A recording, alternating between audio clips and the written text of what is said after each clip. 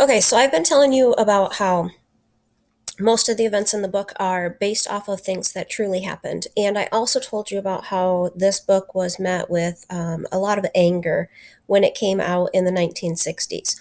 So remember, the book is published in the 1960s, the setting is the 1930s. In the 1960s, when this book comes out, people are really mad at Harper Lee for pointing out the way that things truly were in the South, the way that things truly went down. I already told you that a lot of the people in the book are based or are supposed to represent certain groups of people in society. So, one of the things that the book is hugely based on that made people really angry for it being exposed is something called the Scottsboro Boys. And this was a section in your notes before we started chapter one that a lot of you asked me, are we going to get notes about this? So this is your information about the Scottsboro Boys. You don't have to go back and fill in the notes, but I want you to know about this true case that actually happened.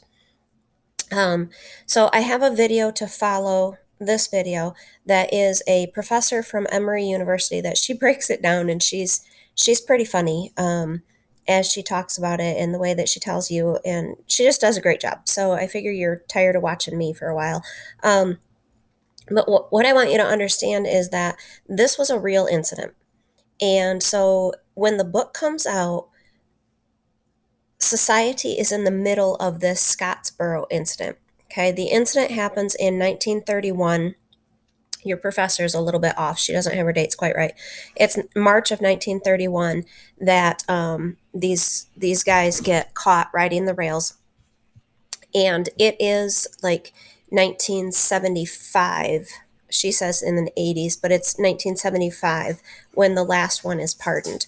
So you've got a court case or a situation that's being going back and forth to the courts and up to the Supreme Court and back to the court, and it's going into appeals, and people are being released and people are being retried and whatever. That's what's going on in society at the time. And so everybody in the South knew about the Scottsboro Boys case. They knew that they had been convicted simply because they were black, and tension was high about it. Now you have this book that comes out, and she's talking about a case. So the essence is that the Scottsboro Boys were convicted and sent to prison because some white women said that those 9 black boys raped them. So 2 white women claim that they were raped by these 9 black boys, and even though all the evidence shows that it's not true, they still go to jail. They go to death row. They get sent to the electric chair. So this is what's being appealed. So now you have this book, To Kill a Mockingbird, comes out, and you've got a white girl, Mayella Ewell, accusing a black man, Tom Robinson, of rape. It's the same claim. And here you have Tom Robinson going before the courts, an all white jury. It's the same exact situation. He's being convicted simply because he's black. And I'm telling you that the rape didn't happen. I'm just giving you that information so that you know as you read.